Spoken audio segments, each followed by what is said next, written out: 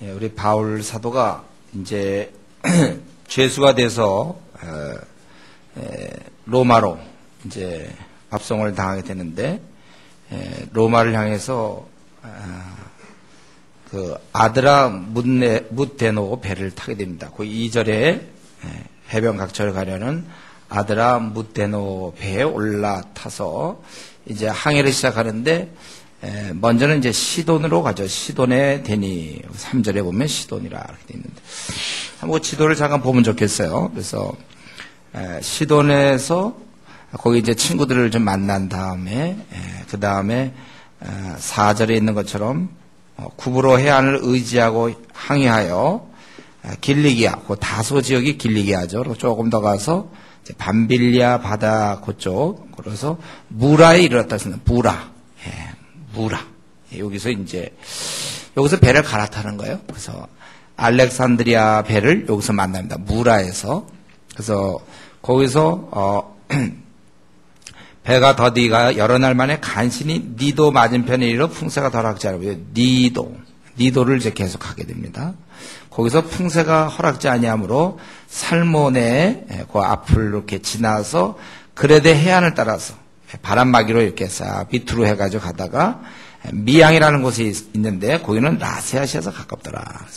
미양에 이제 있는데 원래 이때가 9절에 보면은 여러 날이 걸려 금식하는 절기가 이미 지났으므로 대속죄일, 유대인들의 대속죄일 보통 우리 지금 달력으로 따지면 이제 10월 초쯤 되죠. 10월 초.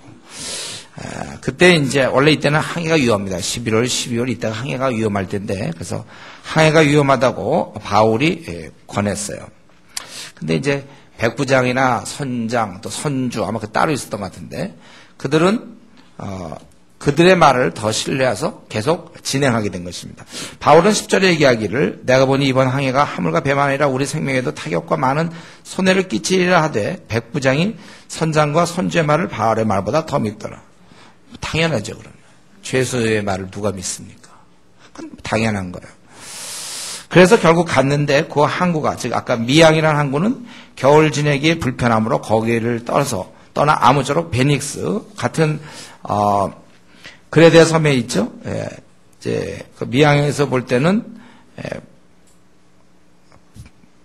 북서쪽이죠. 북서쪽 거기 베닉스 쪽으로 거기에 가려고 그렇게 했다는 거였습니다. 그래서 13절에 보면 남풍이 순하게 불매 그들이 뜻을 이룬 줄 알고 닷을 감아 그레데 해변을 껴 항해하더니 웬걸 이때 14절 보니까 그때부터 유라와 굴로라는 광풍이 그 성 가운데 크게 일어났다는 거예요. 그래서 결국 어땠습니까? 어떻게 할 수가 없어. 그 광풍이 워낙 세니까. 그래서 바람 부는 대로 밀려갔다. 15절에. 그리고 쫓겨가다가 가우다라는 섬 아래서 간신히 가우다라는 섬 보이죠? 거기서 이제 작은 섬 아래로 지나 간신히 거루를 잡았다고 그랬어요. 거루라는 것은 구조선입니다. 구조선. 그래서 보통 이제 배에 가면 뒤에다 매달고 가는 거야. 이제 혹시 어떨지 모르니까. 그러니까 이 거루선에 지금 태풍이 막 부니까 보통 때는 빈 배고 이렇게 되겠지만 물이 가득 찼겠죠. 그래서 겨우겨우 그 거루선을, 구조선을 잡아서 겨우겨우 끌어올려서 어떻게 아주 힘들게 이 태풍 중에 그걸 겨우 끌어올려서 줄을 가지고 선체들로 감았다는 것입니다. 그래서 그 감고 스루디스에 걸릴까 두려워요. 이 스루디스는 이제 모래 암초예요. 암초. 거기를 피하려고 애를 썼고 연장을 내리고 그냥 쫓겨갔다는 것입니다. 뭐 여러 가지 뭐 돛대, 밧줄 이런 등등의 것을 내리고 그냥 갔다. 한번 여기까지 여러분들이 지금 어디로 지금 가고 있는지 알겠죠? 그리고 이제 그 다음에 결국은 나중에 보면 멜리데 섬에 이제 도착하게 되는 것입니다. 그래서 이들이 이제 계속해서 너무 이 폭풍 때문에 18절에 우리가 풍랑으로 심히 애쓰다가 그래서 이튿날 짐을 바다에 풀어버렸습니다. 워낙 이 태풍이 심하니까 짐을 어떻게 갖고 갈 수가 없고 사흘째 배의 기구들을 버렸다. 19절에 보면 배의 기구들을 버렸다. 그래도 그렇게 사흘까지 이렇게 해도 안 되고 여러 날 동안 이게 뭐 일주일 될지 열흘 될지 잘 모르겠습니다. 여러 날 동안 해도 별도 보이지 아니했다.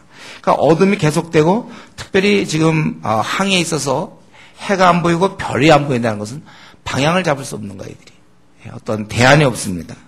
그래서 이들이 큰 풍랑이 그대로 있음에 구원의 여망마저 구원의 소망이 이들은 끊어졌다. 더 이상 우리가 살지 못하는구나. 도무지 뭐 해도 없고 별도 없고 그냥 어둠 속에서 바람만 불고 배는 그냥 이리저리 아무 정말 목적지 없이 또 어떻게 해볼 수도 없이 그냥 흔들려 바로 그렇게 갈 때 이때쯤 드디어 잠잠고 있던 드디어 바울이 등장하는 것입니다. 그래서 여러 사람이 오래 그 통에 먹을 수도 없고 아마 막 배멀미도 했을 것이고 언제 죽을지도 모르고 막 바람은 계속 불고 어떻게 겨우겨우 붙잡고들 아마 있었는지 모르겠는데 아주 고통스러울 때 바울 사도가 일어나서 너희가 내 말을 참 들었으면 좋을 뻔했다. 그러나 안심하라. 20절에 너희는 안심하라. 지금 다 죽어가고 있는 그러한 소망이 없는 그런 상황에서 바울이 안심하라 그랬어요. 이건 우리가 지금 이렇게 일기를 가르치면 여러분 실제 여러분 뭐 수련회도 하면 5박 6일도 그 짧은 기간이 아니잖아요. 이건 지금 열흘이 아마 더 넘도록 그냥 계속해서 어두움 속에서 그냥 이리저리 해라도 좀 나오면 좋겠는데 그냥 어둠 가운데서 그들은 다들 살 소망이 끊어진 그런 상황입니다. 그럴 때 안심하라. 왜 그러냐면 너희들의 생명은 보존하다. 보존하고 배만 손상을 입을 것이다. 왜 자기가 그렇게 얘기합니까? 23절이죠. 바로 하나님의 사자, 내가 섬기는 하나님. 바울은 아주 자랑스러워. 내가 섬기는 바로 하나님, 그분의 사자가 어젯밤에 내 곁에 서서 말하되 바울아 두려워하지 말라. 내가 가이사 앞에 서야겠고 또 하나님께서 너와 함께 항행하는 자를 다 내게 주셨다 하였으니 그러므로 여러분이여 안심하라. 나는 내게 말씀하신 그대로 되라고 하나님을 믿노라. 그런즉 우리가 반드시 한 섬에 걸리리라 하더라. 이 태풍 속에서 이제 이렇게 돼서 바울의 일행이 구조되는 것입니다. 20절에 있는 것처럼 그들 오래된 그 선원들이 볼 때나 군인이 볼 때 다 소망이 없었어요. 죽을 수밖에 없었지만 그 망망대해에서 바람 부는 대로 갈 수밖에 없고 음식은 어떻게 먹을 상황도 못 되고 저들이 기진한 가운데서 살 소망이 사라졌지만 이때 하나님의 일꾼이 나타나는 것입니다. 그리고 하나님께서 섬으로 가라고 했기 때문에 나중에 보면 그 28장이 그게 구조된 위에 앉은 그 섬은 멜리데라 1절에 나오죠. 섬으로 가게 하려고 말씀하셨으니 너희들 걱정이 없다 그렇게 얘기하는 거예요. 아마 이 말을 들은 사람들은 그 당시는 반신반의했겠죠. 어떻게 믿을 수도 없고 또 이렇게 아주 담대하게 얘기하는 거. 하여튼 그렇지만 만약 제가 그 안에 있었다면 그래도 뭐가 있는 거 아닌가 같은 그런 어떤 신락 같은 그런 희망을 아마 가졌을지 모르겠어요. 모든 소망이 다 끊어졌을 때 바울이 나선 것입니다. 이때는 백부장 소용없어요. 백부장도 자기도 지금 뭐 어떻게 될지 무슨 얘기를 합니까? 선주도 얘기할 거 없고 선장도 얘기할 거 없고 군인도 얘기할 수 없어요. 항해에 아마 노련한 오랫동안 했던 아마 뭐 군인도 있겠고 그런 사람들이 있었어도 이때는 다 잠잠하고 있을 수밖에 없습니다. 오직 죽음 앞에 절대적으로 그들은 낙심과 낭망, 무기력일 뿐이었습니다. 이때 바울이 등장해서 위로하고 있는 장면이에요. 바울의 얘기는 바로 온 우주를 주장하시고 자연계를 만드신 다스리는 하나님께서 이 태풍을 다스리는 분 아닙니까? 이제 내가 섬에 간다. 이렇게 말씀했기 때문에 걱정이 없는 거죠. 그래서 내게 주셨다. 24절에 내게 주셨다. 그 수가 37절에 보면 276명이라고 했어요. 그거 다 너한테 준다. 하나님이 이렇게 약속했기 때문에 바울은 이런 상황에서 다 절망 가운데 혼자 소망 가운데서 지낼 수 있는 것이고 오히려 희망을 말하며 의연하게 이 어두움 가운데서 살 소망이 끊어진 절망의 그 어둠 속에서 그런 의연하게 태풍을 견디고 있는 것입니다. 우리는 오늘 이 본문을 통해서 바로 이런 점에 우리가 이런 영적 세계를 알아야 되고 우리가 이런 하나님과 우리가 교제하고 있다는 사실을 여러분 기억해야 됩니다. 사실 우리가 이렇게 그 많은 사람 중에 바울과 하나님이 이렇게 교제를 하시는 것처럼 우리도 마찬가지로 세상이 경험할 수 없는 새로운 세계, 영적 세계, 세상 사람은 알지 못하는 이 세계, 하나님과 허락된, 하나님께서 우리에게만 허락하신 하나님과의 교제, 우리가 이러한 세계에 대해서 더 깊이 들어갈 것을 소망해야 됩니다. 교회 한 3년 다녔다고, 교회 5년쯤 다녔다고, 이제 대충 뭐 그냥 이렇게 살죠. 뭐 이렇게 콰이트함 정도 하고, 기도 조금 하고, 그다음 내가 할 일 내가 이렇게 하고. 여러분 그 정도에서 멈춰서는 안 돼요. 이런 깊은 단계가 있어요. 바울은 항상 보면 우리가 성경 읽다 보면 깊은 부분이 있어요. 그래서 그는 고린도 지방에서도 주께서 나타나셔서 내 백성이 많단 말을 들었고, 또 예루살렘에서도 네가 담대하라고 그런 얘기도 들었고, 또 여기 이 태풍 속에서도 그분께서 이렇게 위로해 주시고 말씀하는, 보통 사람이 못 누리는 특권이죠. 우리가 이런 영적 깊은 세계가 있다는 걸 여러분 아셔야 됩니다. 그래서 내가 3년 다녔다, 5년 다녔다, 혹은 10년 다녔다, 그냥 뭐 이대로 있나 보다, 그렇게 끝을 내면 안 돼요. 우리는 깊은 세계가 있다는 것이죠. 그래서 우리가 더 사모해야 돼요. 더 기도해야 됩니다. 그래서 바울 사도는 이전에 보면 삼층천에 들어갔잖아요. 그래서 말할 수 없는 말을 그런 듣기도 하고. 여러분, 우리가 지금 연결되어 있는 건 바로 이런 깊은 세계와 연결되어 있는 거예요. 그래갖고, 뭐 바다, 그 거대한 바다, 그 해변가에서 그냥 뭐, 조개나 줍는 뭐 이런 게 아니고, 정말 깊은 부분. 우리가 이것을 늘 사모할 수 있어야 돼. 내 생에 이런 시간들이 있을지 깊은 세계에 들어가서 하나님과 연결을 나누는, 세상 사람이 알지 못하는, 다른 사람은 다 절망 가운데 있었지만 바울은 이때는 다 서서 이렇게 얘기할 수 있다는 것입니다. 그러고 나서 이제 그 말 그대로 27절부터 나머지 44절은 하나님이 하신 말씀에 대한 결과에 불과합니다. 14일째죠. 14일째 밤 그들은 아드리아 바다에서 이리저리 쫓겨갔다고 그랬어요. 지중해 중앙부에서 계속 이들이 열 나흘째, 그러니까 14일 동안 한 것은 그저 이쪽 쫓겨다니고 저쪽 쫓겨다니고 그냥 바다 망망대해에서 그렇게 하다가 자정쯤 되어 사공들이 어느 육지에 가까운 줄을 약간 짐작하게 됐어요. 가까이 가고 있다는 걸 느꼈습니다. 그래서 물을 재어보니까 20길이라고 그랬습니다. 대략 37m 정도 되는. 그리고 다시 조금 더 가서 재보니까 또 15길, 한 27m 정도 되는. 그러니까 점점 가까워진다는 거예요. 이러니까 조심할 게 뭡니까? 육지가 가까운 암초를 조심해야죠. 그래서 29절에 암초에 걸릴까요? 고물로 단 넷을 내리고. 그래서 고물이라는 것은 배 뒤쪽을 얘기해요. 고물. 이물은 앞쪽이고 고물은 뒤쪽이에요. 그래서 이 고물로 닷 넷을 내리고, 이제 거기서 어떤 이제 움직이지 않고 거기서 이렇게 있으려고 하는 거. 닷을 내렸다는 거예요. 그래서 날이 새기를 고대하니까 아무래도 이제 깜깜할 때 가기보다는 조금이라도 이제 날이 좀 새면, 이때는 이제 육지 가까이 와 있는 것 같아요. 섬 가까이 와 있기 때문에 좀 아마 그때 막 해도 없고 별도 뭐 그런 때는 좀 아닌 것 같죠. 상황이 조금 뭐 밝기도 하고 아마 그랬던 것 같아요. 그래서 그들이 이제 날을 새기를 고대하는데 이때 30절 사공들이 도망하고자 했다는 거예요.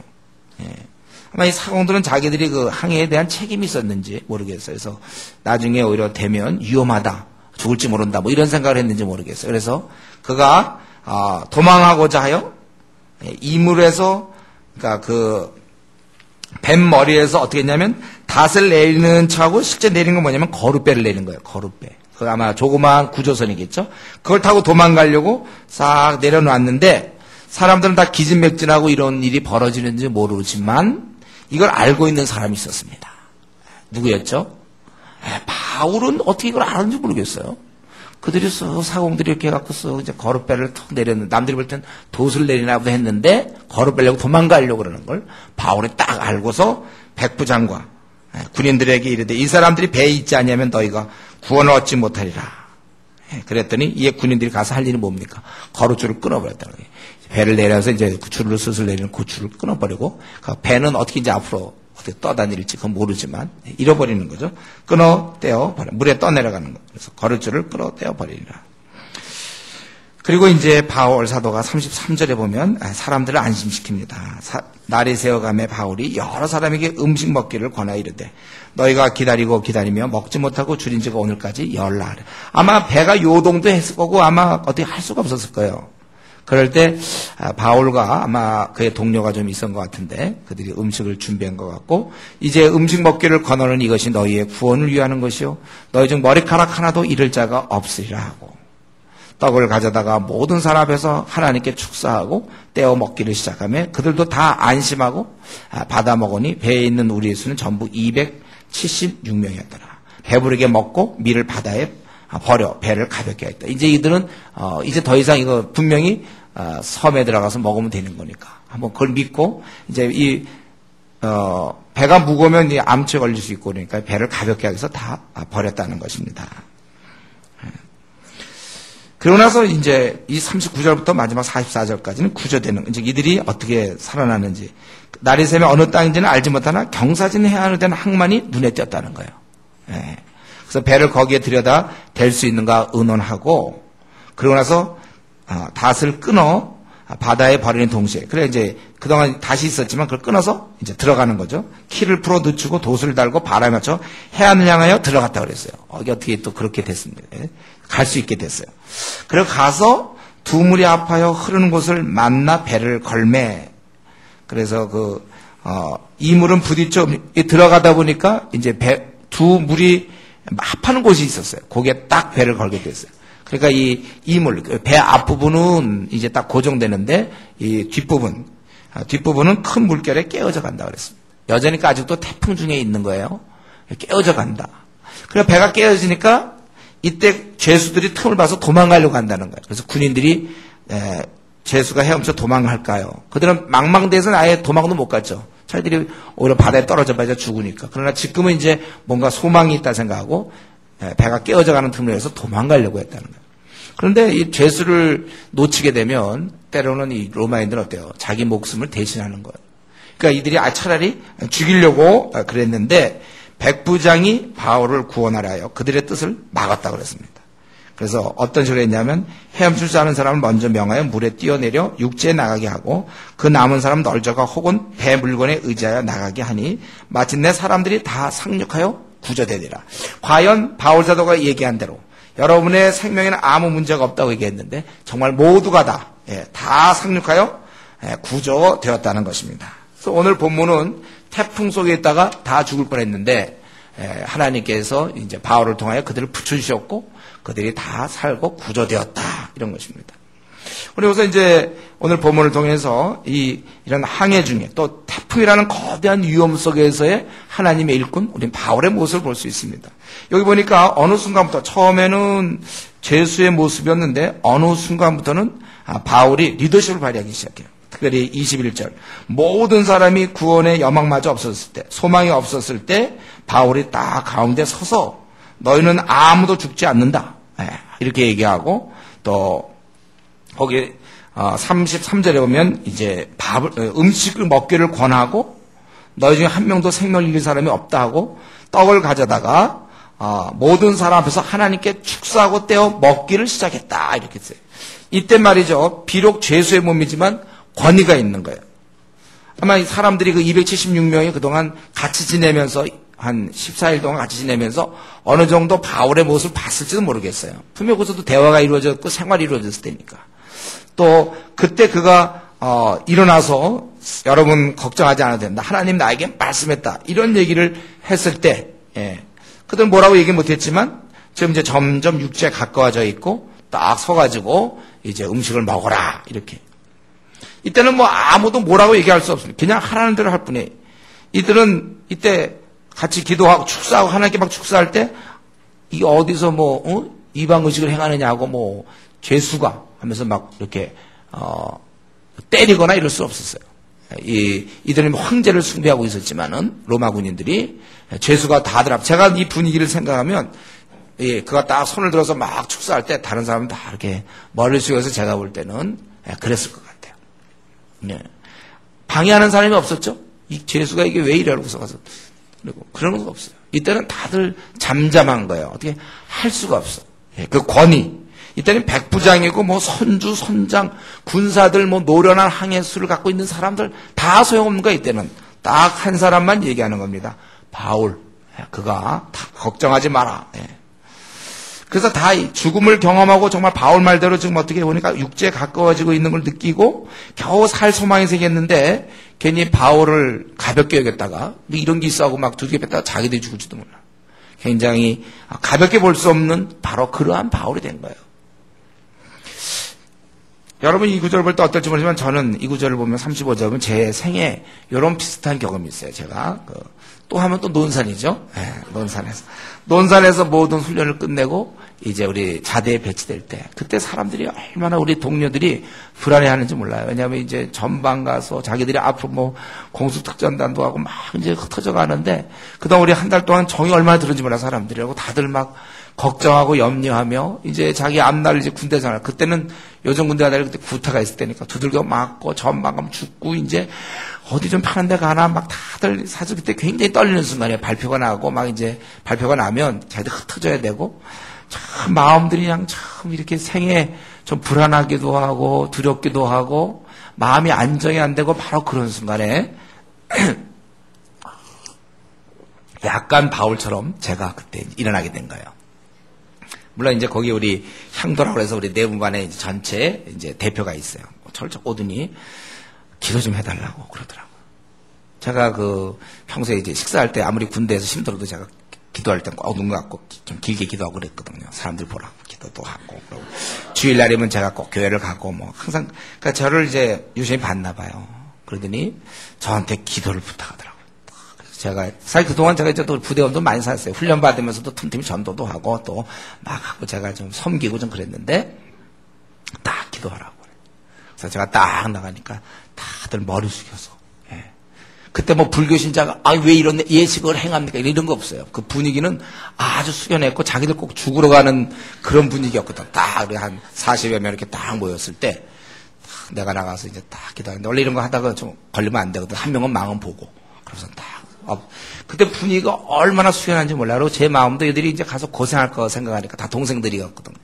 제가 다 정말 울면서 하나님께 이들의 앞날을 부탁하고 정말 그럴 때 무슨 뭐 나는 뭐 무신론입니다 뭐 이런 사람 없었어요. 다들 그냥 엄숙하게 그때는 다 지금 큰일 나도 자기 죽을지도 모르고 어떻게 될지 모르는데 무신론 얘기가 어디 나옵니까? 다 이러고 있을 때 제가 간절하게 하나님 이들을 참 도와주시고 이들이 군생활 해야 되는데 좋은 고참 만나게 하시고 저기 막 이들의 건강을 지켜주시고 간절히 기도하니까 다들 숙연해요. 그런 거 비슷해. 제 이 느낌이 35절에 참, 하나님 앞에서 다 지금 못 먹고 다 죽어가고 어쩌면 그러는 가운데서 떡을 떼어서 하나님께 딱 기도할 때 얼마나 간절했고 뜨거웠겠습니까? 근데 저는 이제 바로 이런 모습을 좀 보면서 우리가 일생 이렇게 살아갈 수 있으면 얼마나 좋을까. 여러분 우리가 사실 일생 살아갈 때 이렇게 살아가야 돼요. 회사에서나 학교에서 우리의 그 직책이나 직위가 어떠하든지 간에 우리는 사람을 이렇게 이끌어야 됩니다. 하나님의 자녀다운 모습으로 우리는 자연스러운 권위가 있어요, 우리에게는. 우리 성경에 보면 머리가 되고 꼬리가 되지 말라. 이것을 잘못 해석해서 무슨 뭐 변호사가 되고 국회의원이 되고 무슨 교수가 되고 박사가 되고 그게 머리입니까? 그건 아무 그 머리가 아니에요. 그럼 머리 나쁜 사람은 애당초 머리가 못 되게? 태어날 때 하나님이 IQ 안 준 사람은 안 되게? 그게 아니고 이런 모습이에요. 비록 죄수지만 하늘의 권위를 갖고 있는 이런 모습들. 바로 우리 하나님의 영이 충만하기 때문에 굳이 뭐 무게를 잡아서 권위를 무게 잡을 것 여러분 뭐 잡을 무게도 없지만 무게 잡지도 마세요. 우리가 그게 뭐가 필요합니까? 그냥 흘러나오는 어떤 영적인 힘, 권위 이런 게 있어야 되는 거예요. 이거 우리 성경에 누가 있었습니까? 요셉이잖아요. 요셉 대표적인 거. 그는 종이었지만 주인이 그를 신뢰하고 제가 보기에 주인이라도 함부로 대하지 않은 것 같아요. 또 그는 죄수였지만 그것도 간수장이 다 맡길 만큼 그 죄수사에서도 그에게는 어떠한 그런 좀 다른 면이 있었다는 거. 권위가. 여러분 세상 사람들은 꽤 뭐 무게도 잡고 뭐 거드름도 피우고 뭐 그럴 수 있지만 그들은 어느 제한된 범위에서요. 그들이 이제 예를 들면 이런 위험한 일을 당할 때나 죽음을 앞에 두고 있거나 아니면 그 사람들이 심하게 어떤 낙심될 상황, 꽉 막힌 상황, 그럴 때 그들은 더 이상은 그렇게 막 홈 잡고 무게 잡던 거 다 없어진다. 그때는 권위가 없어져요.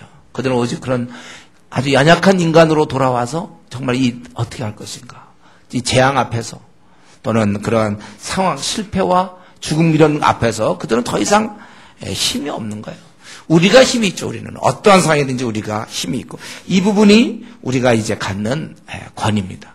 여러분들 머리가 돼야 돼요. 여러분들이 뭐 신입사원이라도 함부로 위해서 이렇게 못해. 우리는 이런 권위가 있는 거예요. 힘이 있는 거죠. 그는 죄수의 몸이었지만 이때 아주 권위가 있다는 것이고. 그리고 여기서 보면요, 바울 사도는 이때 참 이 모습을 보면요, 그는 정말 이 낙심을 하지 않아. 이런 거 보면은. 그런 사실 따져보면은, 바울은, 주님 때문에 예루살렘에서 그렇게 위험하고, 그전에도 매를 많이 맞지 않았습니까? 지금 또 죄수가 됐는데도, 어떻게 보면 좀 죄수로서 좀 편하게 갈 수도 있는데 말이죠. 거기도 태풍을 만나서, 정말 똑같이 14일 동안 똑같이 굶은 거예요. 바울도. 자기 인생이 이게 뭔가. 그는 그렇게 원망과 불평하지 않았어요. 여러분, 우리가 주를 위해서 일할 때, 이때 바울 말고 말이죠. 바울이 만약에 주님 일을 안 했으면 그는 편안하게 있었을 것입니다. 그러나 주님 일을 하다 보니까 그도 똑같이 목숨의 위험도 경험하게 되고 정말 14일 동안 밥도 못 먹고 그런 죄수의 몸이고 가봐야 뭐 기다리고 있는 건 별로 좋은 게 아니에요. 그는 왜 혹시 자기 연민에 빠질 수 있을까요? 내 생은 이게 뭘까? 내가 복음을 위해서 살다가 내가 왜 이런 일을 당해야 되는가? 여러분, 저는 사실은 오늘날 우리 한국 교인들이 이거를 좀 가졌으면 좋겠어요. 이러한 것들을. 복음을 위해서 좀 일하다가 이런 일을 좀 당할 때. 우리가 그걸 각오해야 됩니다. 복음을 위해 일하는 거는 고난이 우리에게 있는 거예요. 그래서 우리가 조금 주님 일하다가 좀 어려움을 부딪히면 어려움에 부딪히면 좀 낙심하고 내가 꼭 일해야 되나? 조장 못하겠습니다. 또 자기가 혼자 괜히 난 뭐 주님 일이 시끄러운데 얻은 거 하나도 없네. 예를 들면 나 열심히 일을 했는데 예를 들면 무슨 뭐 결혼 문제가 잘 안 풀린다거나 또는 뭐 직장이 잘 안 풀린다거나 또 자기도 알지 못한 어떤 어려움이 생기면 나 주님이 시끄럽게 이렇게 했는데 왜 나에게 이러십니까? 아직도 여러분들 아직도 배부른 줄 아세요? 바울은 주님을 시끄럽다고 14일 굶는 거예요. 이때 바울이 뭐 특별히 뭐 까마귀 와서 바울만 먹여주고 가고 이런 거 없어요. 똑같아. 14일 어쩜 그도 죽음의 위험에 있는 거면 마찬가지예요. 우리가 주의 복음을 위해서 일한다고 그럴 때 참 우리가 정말 까먹지 않았으면 좋겠는데 이게 한 일주일 단위로 한 3일 단위로 까먹어요. 원래 이게 이상하고 우리 약도 뭐 고혈압 약은 매일 먹어야 되는 것처럼 이건 정말 매일 생각해야 되는데 주님 일 하다가 조금 어려움 부딪히면 푹 죽어가지고 왜 내가 이런 일을 당해야 되는가? 또 낙심하기도 하고 괜히 하나님 좀 원망하기도 하고. 그러지 않았어요, 여러분들은? 그냥 원래 아무리 어려울 당해도 나는 원래 이거 알고 있습니다. 목사님, 저는 원래 복음하게 고난받는 거니까 힘들어도, 원래 저는 힘든 거 알고 있어서 저는 하나도 뭐 불쾌하지도 않고 저는 뭐 힘도 안 빠집니다. 네, 여러분, 그렇습니까? 목사님, 저를 믿으세요. 저는 항상 즐겁고요. 이까지 고난, 뭐 이거다 지금 내가 고난받지만 이건 나 그냥 원래 별거 아니라고 생각해요, 저는. 나 때문에 괜히 제가 낙심하면 어떡할까. 그런 걱정 아예 하지도 마세요. 나는 뭐 항상 괜찮습니다. 뭐 이거보다 더한 상황이라도 바울 사도도 그랬는데요. 뭐 저 괜찮습니다. 제가 다시 복음 때문에 14일 동안 굶은 적도 없어요. 괜찮아요. 밥 뭐 해봐야 한 통이 굶었고 조금 비방 좀 받았는데 비방이라 두들겨 맞고 지금 죄수로 끌려갈 괜찮습니다. 여러분 그렇게 얘기할 수 있어야 돼. 뭐 낙심하고 조금 하다가 왜 내가 이래야 되느냐 뭐 상처 받았다 뭐 원래 기본으로 상처 주고받고 하면서 이렇게 나가는 거예요 우리가요. 여러분들 이런 바울의 모습 여기서 얼마나 의연합니까? 그가 이렇게 아무 대안 없이 죄수의 몸으로 가지만 그는 여기서 전혀 이렇게 뭐 낙심하거나 뭐 의기소침하고 그까 좀 일 좀 당했다고 좀 누구나 겪는 일인데 뭐 주님이라 한다는 원래 이러는 거예요. 그러나 그는 이런 힘이 있었어요. 바로 하나님과 관계에서 오는 힘이죠. 주께서 말씀하시고 힘을 얻고 어쨌든 이런 가운데서 그는 태풍 이런 가운데서 하나님의 우리가 도우심을 볼 수 있죠. 여기서 보면 하나님의 도우심. 그러니까 오히려 힘들 때 도우심이 나오는 거예요. 태풍이 없었으면 이런 도우심도 필요 없어요. 이런 어려움일 때 하나님께서 23절, 24절에 보니까 밤에 나타나서 바울을 위로하신 거예요. 하나님 도우시고 또 그리고 이제 42절에 보면 두 물이 합하여 흐르는 곳을 만나 배를 걸었다 그랬습니다. 이때 별로 사실 지금 여러 가지 기구도 망가지고 여러 가지 힘든 가운데서 이제 육지는 갖고 왔는데 빨리 가야 되는데 또 어떤 방향으로 어떻게 될지 모를 때 두 물이 만나는 곳을 딱 만나서 배가 딱 고정된 거예요. 헤엄쳐서 갈 수 있게 되게. 이건 어떻게, 그 바다 중에 어떻게 두 물이 만나는 곳을 어떻게 그 바람 부는 대로 막 쫓겨가다가 딱 두 물이 만나는 곳에 들어가게 된 거예요. 하나님 도우심 아닙니까? 태풍 중에 도우심. 그리고 그때 군인들이 죄수하면서 도망할까 하여 그들을 죽이는 것이, 왜냐하면 자기들이 놓쳤다고 그럴 것보다 죄인을 죽이는 게 낫다는 거죠. 그러려고 했을 때 백부장이 만약 그때 뭐 잠을 잤거나 아니면 백부장이 그거에 대해서 그냥 뭐 죽이려면 죽여라 하고 자기도 뭐 그랬다든가, 예? 백부장도 그랬다면 바울도 죽는 거 아닌가요? 그러나 이때 백부장이 나타나서, 지난번에도 천부장이 나타나서 그렇죠. 천부장, 백부장 같은 이들은 유대인들을 그렇게 죽이려고 그러는데 그래도 이방인들은 어떻게 바울을 알아보고 살려주는 거 보면, 예. 이때 이런 게 다 하나님의 은혜예요. 그래서 결국은 44절에 바울의 말대로 모두가 다 상륙하지. 이때 헤엄치다가 누가 하나 또 물속에 잠겨서 죽어버리면 대수장기 생각할지 모르지만 바울이 했던 얘기 22절, 이제는 안심하라, 너희 중 아무도 생명에는 아무런 손상이 없다 그랬는데 혹시 누가 널빤지 타고 가다가 혹시 잠깐 바람 불어 물속에 들어가 죽었어요. 이런 것들이 하나도 안 생기고 다 그래도 구조됐다는 거예요. 이거 볼 때 하나님의 이런 도우심을 우리는 알 수 있어요.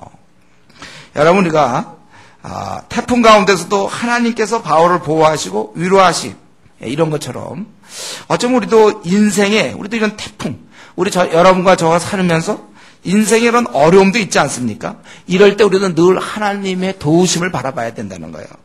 그렇기 때문에 우리 앞날의 삶을 두려워하지 마세요. 하나님께서 우리를 보호하시며 이끌어 주심을 믿고 안심해야 됩니다.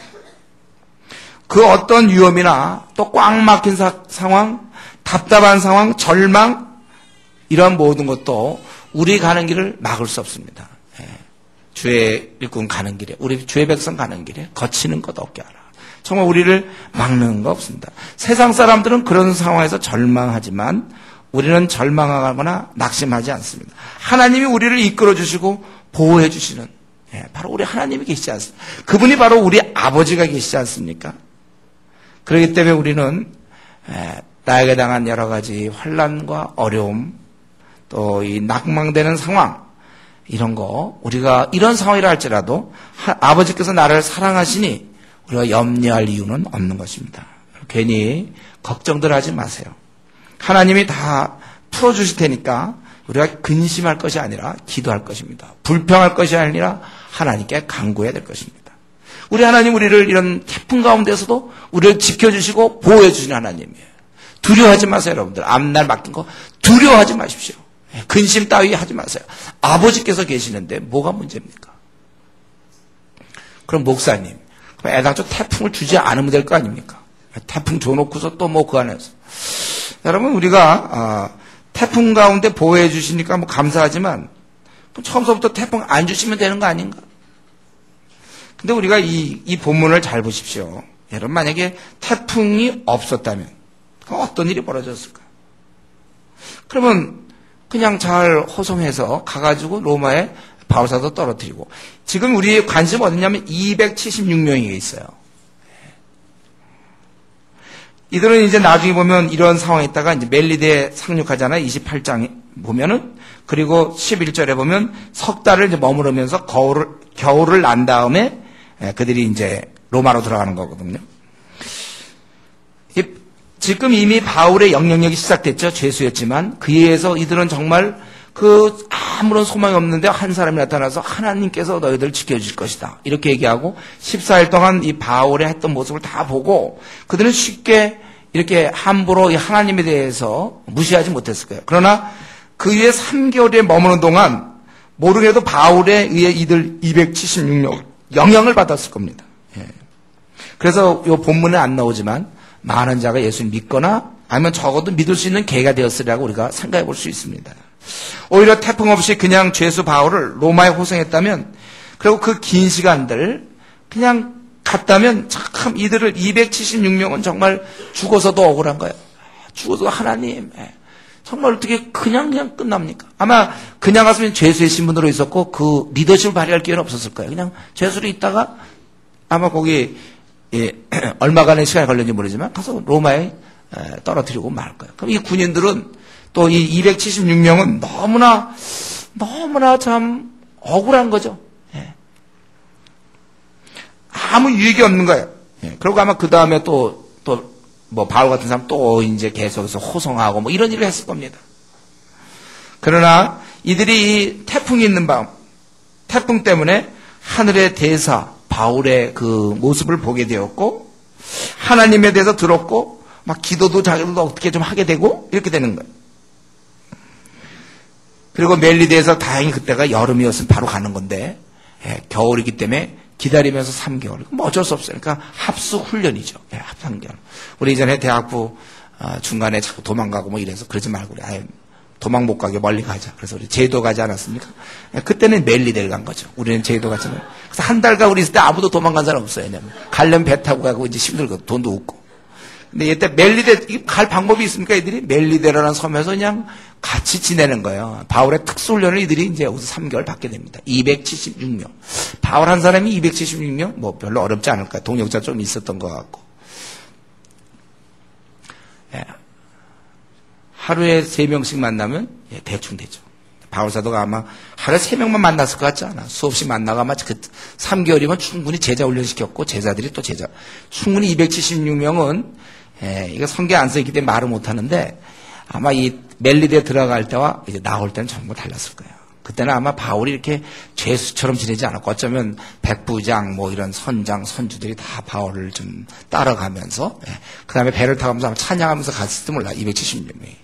성경 안 나왔어요. 그러나 상상력을 동원해보면 분명히 그때들 다들 늘 아침이라서 다 같이 우리 카이탐도 하고 같이 기도 생활 하다가 또 항해하면서 찬양하고 밤 되면 또 바울이 다 기도해주고 아니면 또 낮에 그 지루한 시간에 강해. 두란노에서 2년씩 했던 그거고 쫙 3개월 특수 그냥 그 단축을 해서 제가 보기에 아마 그 이후에 이걸 좀 왜 기록을 안 해줬는지 몰라요. 이거 했으면 굉장했을 텐데. 저는 이거 애당초 왜 태풍을 주지 않으면 안 됩니까? 그건 바울의 입장만 생각하고 276명의 영혼을 생각할 때 하나님이 주신 것입니다. 정말 그렇기 때문에 이 태풍이야말로 우리는 276명의 영혼을 사랑하시는 하나님의 훈풍이라고 볼 수 있는 거예요. 하나님의 도구였음을 우리가 고백할 수밖에 없는 것입니다. 그렇기 때문에 저는 이 시간에 우리는 항상 이런 식이라는 거죠. 우리는 태풍만 볼 경우가 많아요. 우리 인생에 있어서 어려운 환난이나 내 마음 아픔과 낙심, 역경, 우리는 그것만 보면 안 됩니다. 우리는 항상 그런 어려운 상황을 통한 결과까지 봐야 돼. 제일 적은 건 뭡니까? 여러분 지금 혹시 어려움과 낙심과 환난과 역경 가운데 있습니까? 지난 날을 생각하세요. 그때 내가 힘들 때 어떻게 하나님이 나를 도와주셨는가? 우리 그런 걸 생각하는 거예요. 그렇기 때문에 그러한 경험이 있기 때문에 지난 날 도우신 그 경험. 그래서 우리는 어려울 때마다 하나님의 무슨 뜻이 있겠지. 이게 원래 경건한 신앙인의 자세예요. 어려움에서 그냥 가만히 참고 있는 게 아니고 하나님의 귀한 뜻이 있을 거라는 적극적인 믿음이 필요합니다. 왜 나에게 지금 이런 가정적인 어려움을 나에게 주어졌는가? 왜 나에게는 직장에 어려움이 있는가? 왜 나에게는 결혼에 지금 어려움이 왜 나에게 주어졌는가? 나 회사의 공동체 내에서 왜 나에게 이런 어려움이 주어지는가? 반드시 하나님의 귀한 뜻이 있을 거라고 믿음으로 나가야 되는 것입니다. 잘 견뎌야 돼요. 고난에는 반드시 뜻이 있습니다. 공짜가 없어요. 우리 하나님께서 우리를 사랑하고 계시지 않습니까? 부모가 자식을 사랑할 때 한 3년은 사랑하고 뭐 5년은 미워하고 이런 게 없어요. 끝까지 사랑하는 자녀를요. 항상 부모는. 하나님은 우리가 태어나면서부터 죽을 때까지 또 그 이후도 살아있는 동안 우리를 언제나 사랑하시고 가장 긍휼이 많으시고 자비하신 분이에요. 자비하신 분께서 나에게 지금 어려움을 주셨다면 가정적 어려움이나 뭐 결혼의 어려움이나 직장의 어려움이나 이런 거 주셨다면 그것은 왜 그러는가?